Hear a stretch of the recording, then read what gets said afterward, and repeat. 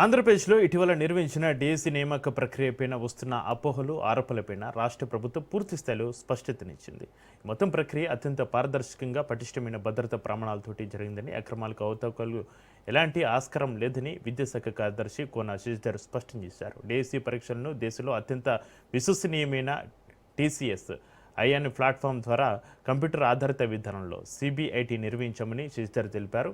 ఈ ప్లాట్ఫామ్లోనే SSC, RRB, IBPS, NTA, ఐఐటీలు, ఐఐఎంలు, ఎయిమ్స్తో పాటు పలు రాష్ట్రాల హైకోర్టులు కూడా నియామక పరీక్షలు నిర్వహిస్తున్నామని గుర్తు చేశారు. 347 పోస్టులు, 3,36,000 మంది దీనికి అప్లై చేశారు. 13 జిల్లాలు రికార్డ్ టైంలో మనము కంప్లీట్ చేసి అందరికి కూడా సర్టిఫికేట్స్, అపాయింట్మెంట్ లెటర్స్ ఇవ్వటం జరిగింది. మనము ఏదైతే స్పోర్ట్స్ పాలసీ ప్రకారం ఉందో ఆ రోజు దట్ వీ ఫాలోడ్ స్ట్రిక్ట్లీ. మేము ఎక్కడ డివైడ్ కాల. జిల్లాల్లో మనం వెరిఫికేషన్ చేసిందంతా కూడా excluding sports quota. Sports applications అన్ని కూడా we left to the sports department because sports was handled by the sports department. ఈ ఓవరాల్ సిస్టంలో చూస్తే ఈ టీసీఎస్ ఐఆన్ సిస్టమ్ కానీ, ఈ క్వశ్చన్ బ్యాంక్ సిస్టమ్ కానీ, కంప్యూటర్ బేస్డ్ ర్యాండమైజేషన్లో there is no way anybody can guess. So ఆ technically feasibility కానప్పుడు క్యాండిడేట్స్ ఎవరైతే కష్టపడి వాళ్ళకు ఉద్యోగాలు సంపాదించుకున్నారో I appreciate all of them because they got it on their own merit. ఎక్కడ ఎటువంటి డీవియేషన్ లేదు.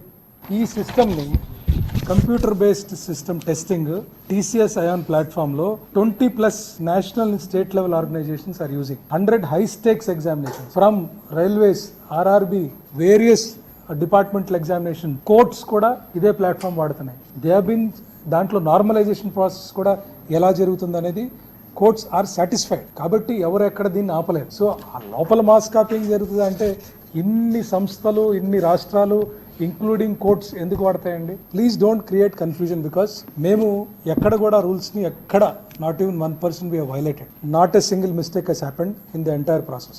Only thing is ప్రాసెస్ సరిగ్గా జరిగిందా లేదా, ఆ ప్రాసెస్లో ఎక్కడైనా డీవియేషన్ ఉందా అని చూస్తే I can tell you very confidently that we have not done any deviation of any procedure.